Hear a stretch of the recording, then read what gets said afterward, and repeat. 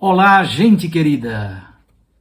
Hoje é sexta-feira da 28ª semana do Tempo Comum, dia 14 de outubro, e nós seguimos lendo o Evangelho de São Lucas. Cada dia a palavra de Deus tem um mistério, tem uma docilidade, um chamamento de atenção, um convite à conversão, um convite ao seguimento, uma consolação.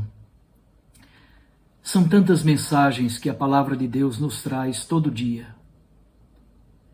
E eu agradeço a sua companhia, porque estamos aqui firmes, todos os dias meditando a palavra do Santo Evangelho.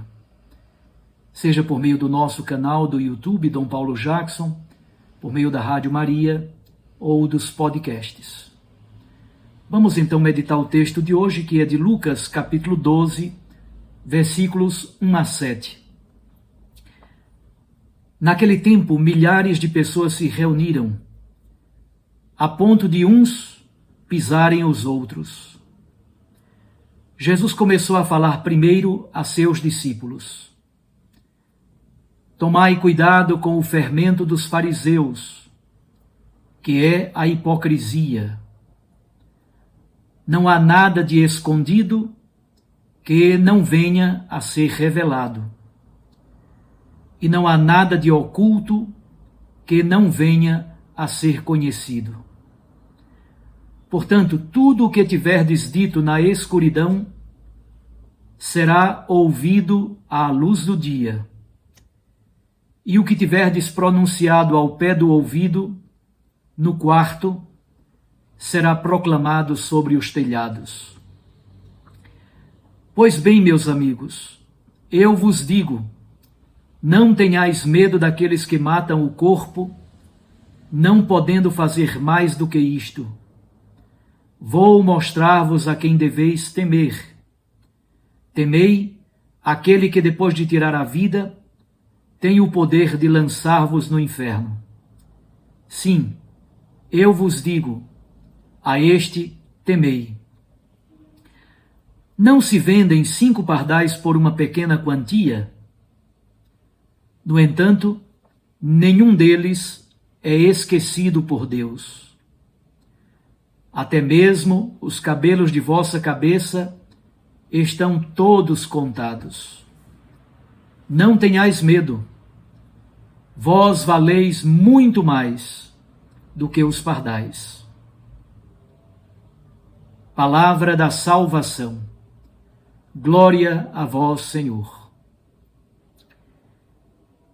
Minhas irmãs e meus irmãos, reúne-se uma grande multidão. Mas Jesus fala somente aos discípulos. Recordem, nós estamos no caminho para Jerusalém. As coisas vão ficando cada vez mais complexas e exigentes. A fala de Jesus é uma série de sentenças. Um tema mais ou menos comum é que o Evangelho deve ser anunciado a todos, indistintamente. Há algumas imagens e símbolos utilizados. O primeiro é o fermento. Jesus utiliza a imagem do fermento para falar da hipocrisia dos fariseus.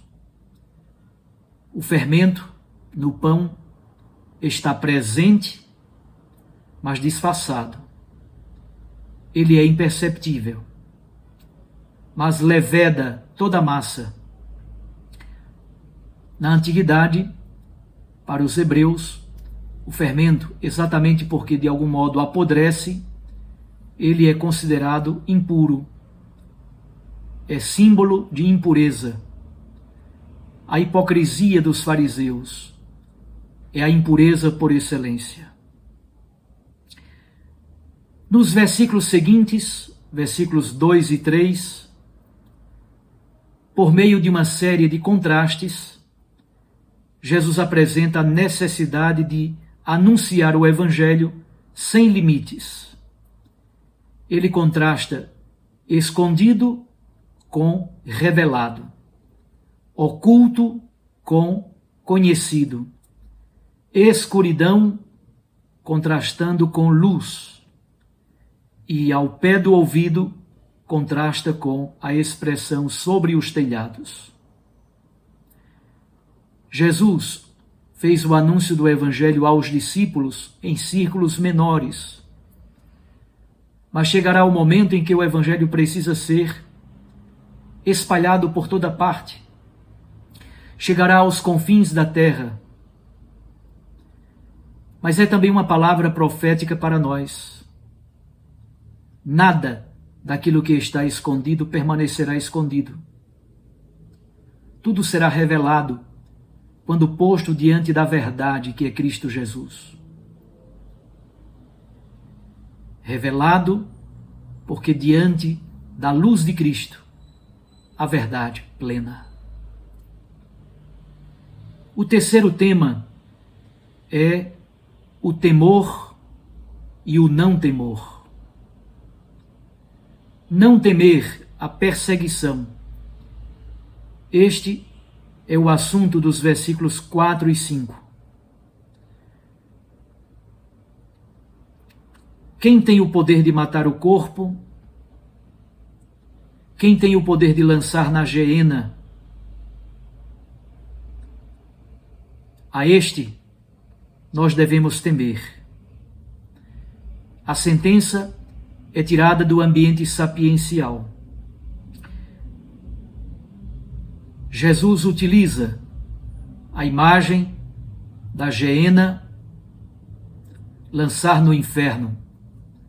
A geena era o vale que havia perto de Jerusalém, o vale de Rinon, onde havia um fogo inextinguível. Era o monturo da cidade de Jerusalém. E o vale da Geena foi tomado também em perspectiva apocalíptica, como símbolo da perdição, da danação. Portanto, é preciso anunciar o Evangelho sem limites e sem temor. Os poderosos podem matar o corpo. Os poderosos podem ferir, perseguir, caluniar, mentir contra a igreja. Podem inventar todo tipo de falcatruas, de palavras grosseiras, de críticas mordazes. Não tem mais, diz Jesus, não tem mais. Devemos temer antes aquele que pode nos lançar na perdição definitiva. O pecado pode nos conduzir à perdição definitiva. O pecado é a morte. E o príncipe do pecado, o príncipe da mentira, pode nos lançar numa situação de perdição definitiva. Isso, permitido por Deus, fortifica a igreja. A perseguição não é que é querida por Deus, no sentido objetivo da palavra, mas é permitida.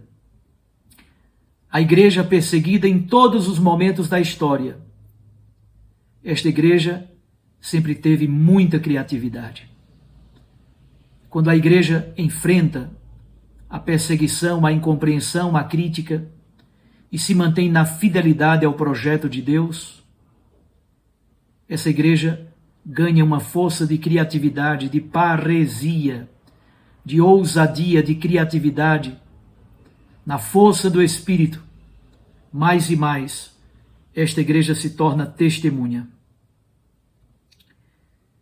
Os versículos finais nos ajudam exatamente a compreender que Deus cuida de nós.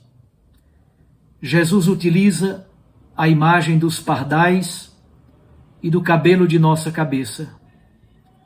Ora, se Deus cuida de coisas tão insignificantes como pardais, ou como o cabelo de nossa cabeça, como não cuidará daqueles que são seus? É aqui que reside o verdadeiro temor, o temor de Deus. O temor de Deus é algo positivo, é piedade, é docilidade, é vínculo profundo.